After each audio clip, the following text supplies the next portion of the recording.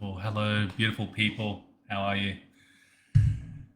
Whew, I just went through the most profound friggin' moment ever. I was doing some coaching. I was uncovering my internal money blocks with a excellent coach. You'll know her, Zahra Batool. She's actually running a course starting today for young women. And if you're a young woman watching this now, get onto it. I can put a link in the description later, and I definitely recommend you go and do her course because she is a very powerful leader, very amazing teacher. She's helped me to see something in myself today, a perspective. And this is a development of the Jungian theory of the personal unconscious. But I saw something. I had an epiphany, a realization while doing this. And it's kind of still rattling my brain right now. I'm kind of trying to process what I saw. Okay, as you know, with if you don't know, I'll let you know. With the theory of how the mind works, is that you basically have your ego, yeah. You have your consciousness, your I am who I am kind of part of you, and then you have your what they call the unconscious. Some people call it superconscious. Some people call it the id or the unseen realms of what's happening inside of you, and these are automated processes, always have an emotional charge. They have memories. These are things that you can't see about yourself, but they're still real. So they're an operation within you, and we're coming to know the nature of these things. The insight that I got is how the whole system works, because it sounds kind of weird when you say, "Oh, there's parts of you that are unconsciously affecting you." But how does that work? I saw a vision of a multi-dimensional reality. It's going to be very hard to describe unless I talk in terms of it's kind of like every memory and moment of your life. Picture any moment right now. Hold that image in your mind. That's kind of like a page of a book, static, unchanging. Once the words are written on that book, on that page, it's printed, it is as it is, and it's never going to change. Imagine that your life is this great book filled with pages, infinite numbers of pages, because every moment of your life is like that's one whole page. Like, so you can imagine how big your book really is. And the older you are, obviously, the bigger your book is because there's more snapshots, more pages happening. Now, what if some of those pages has something written on it which is profoundly or just deeply emotional? It has this charge to it. It has there might be a trauma, it might be a shocking event, it might be an extraordinarily happy moment.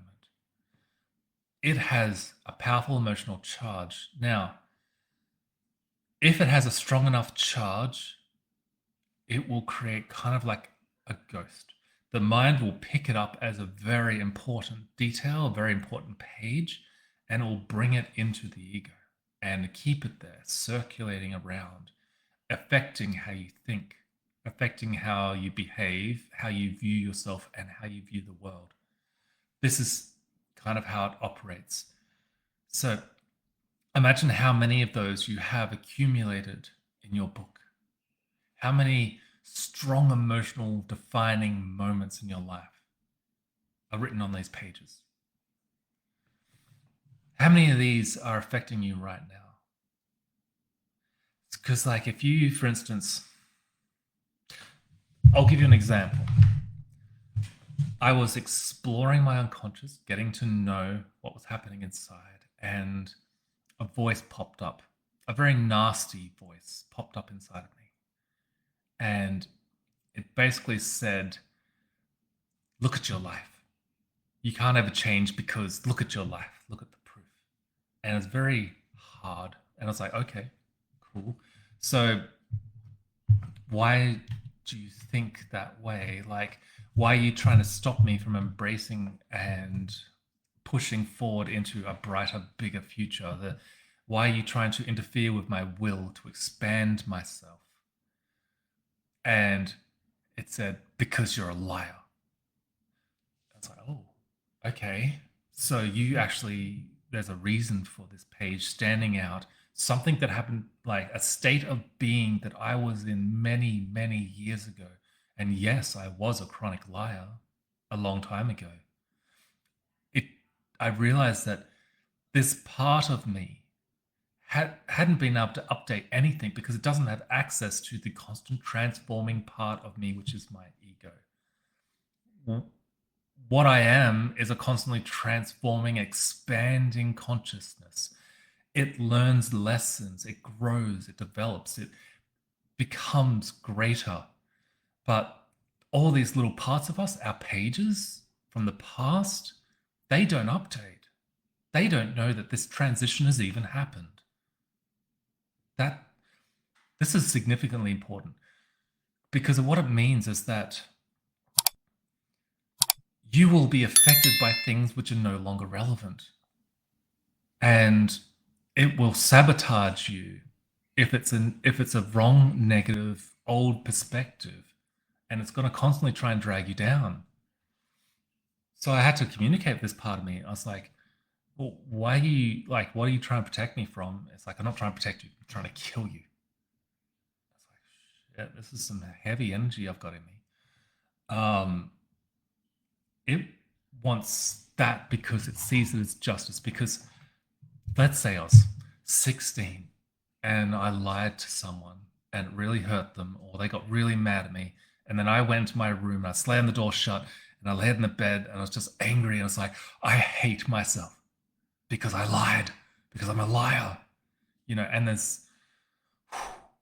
okay, so there's a moment of my life with that emotional charge, which is still alive and still affecting me now. So what did I do? I updated it. I showed it. Yes, that was relevant. That was real. And you were right to feel that. And, I'm not, it's not, you don't come from a point of judgment when it comes to these pages that you carry inside of your book. But I basically said to it, like, okay, that was true, but here's hope. We have learned our lesson. We have changed and transformed, and it's still you from a future point. This is the new information. This is what we are now. We're honest. And I felt this part of me, this old memory, this old page, this voice inside of me, calm, not be flared up.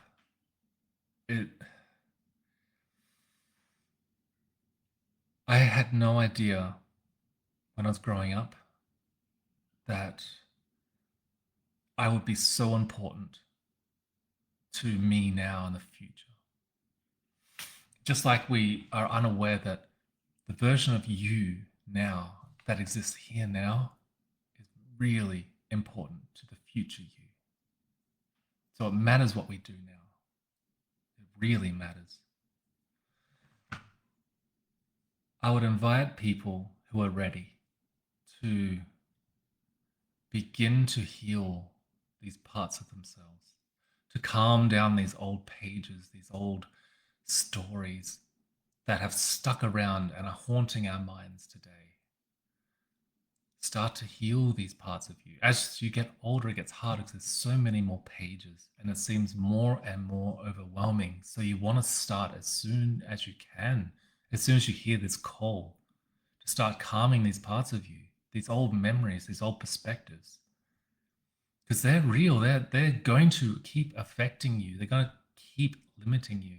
And the way it works is if you believe, for instance, the example, you are a liar, then it's whenever I'm trying to be absolutely earnest or honest, there's always going to be a part of me that tries to drag me down into that old belief system that's going to try and come up and validate itself through me and stop me from the really transitioning and changing the way that I really want to. Um, or the money blocks, maybe got there's a time where I was fired from my job, and the pain of that and the feeling of just helplessness and I'm going to lose everything.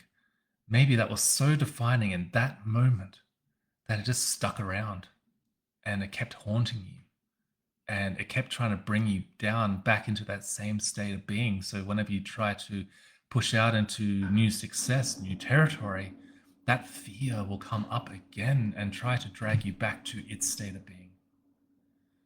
There's so many parts of us trying to drag us down.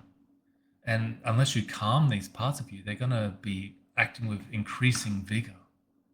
And they're going to be looking for ways to justify itself in your life. But the good news is our minds, and with the right techniques and a bit of guidance, from people like myself, people like Zahra Batool, other amazing coaches who are doing this work, we can guide you into how to approach these parts of you, to update these scripts, to update these pages with where you are now, what you have achieved, what you are capable of doing, and calming it and diminishing that negative, limiting influence on yourself.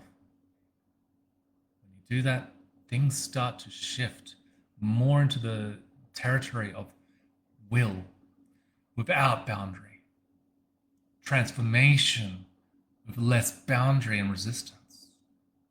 And we can expand more rapidly into our excitement, into our joy, into our passions, into the vision of ourself that we've always needed to have what we never got to have. If you weren't loved enough in your life, you can have that in abundance, as long as you're not limiting yourself and pulling yourself down into a loveless state, identifying with old pages in your book, calming them, expanding out into that love. It's a fun game to play. It's crazy that all this is coming from an electrified meat body. This alchemy of the self is it's a everlasting pursuit, but we want to go in the right direction, and that's where you got to make that decision. I choose to heal. I'm going to make this time of my life the time that I heal, and I'm going to be brave, and I'm going to do it because I believe in my future. I believe in myself, and I'm going to claim all the things that I've been denied. Thank you very much for watching, and yeah, it's just a spontaneous little stream because, wow, what an insight. Anyway, till next time.